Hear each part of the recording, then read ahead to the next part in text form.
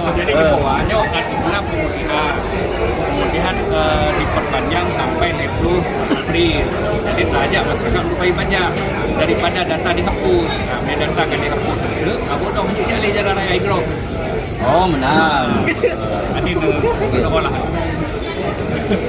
Boleh.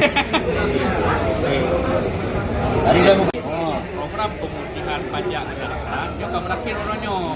Tapi dengan antusias keinginan masyarakat dan pemerintah dia akan ganggu panjang. jadi diperpanjang. Sampai 10 April tahun 2020. Ya, ini kalian warga. Gak panjang untuk pemutihan bayar pajak sampai April atau bulan Pet tahun 2020. Yang penting bayar pajak tepat waktu. Oke? Gimana? Ya, betul. Beres.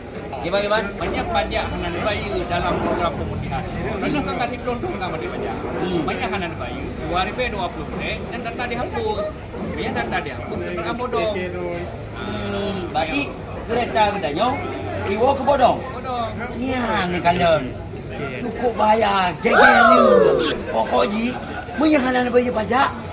Sepeda motor katanya dikira bodong. Kemudian Pak? Pak Kaji, dibayar pajak tepat waktu. Ini belum bayar pajak sih Pak. Jadi bantu Yang ada bayi berarti Honda lu bodong je.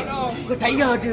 Geger barang. Yang penting bayar pajak tepat waktu. Menyahanan bayar Honda Don, sepeda motor Don dikira bodong. Cukup bayar Pak. Okey Pak. Kemudian lu buat bayar pajak sekarang Pak. Ya, kamu tu itu. Ya Pak. Jadi pemutihan, dia pemutihan lagi.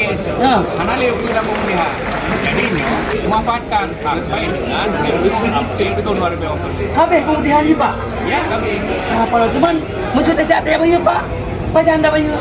Yang ke dalam materinya juga. Kalau dah japai nong kan bangai ke maju kalau dalam pemutihan roja ke mana? Ya, jadi menjadi sampah mungkin, nah leboh lokasi. Ya. Dia jauh kan dulu, dia nah di warung kopi dan nah di pasar. Oh. Punya di warung kopi nanti santam layanan warung kopi, punya di pasarnya sampan keliling berlokasi di pasar-pasar. Ya. Jadi dia jauh proses di 5 menit selesai. 5 minit Selesai. Geger 5 minit selesai. Yang penting sama-sama tak bayar pajak tepat waktu. Kemudian Pak, Ya. dah pakai dia. Ya. Dia betul.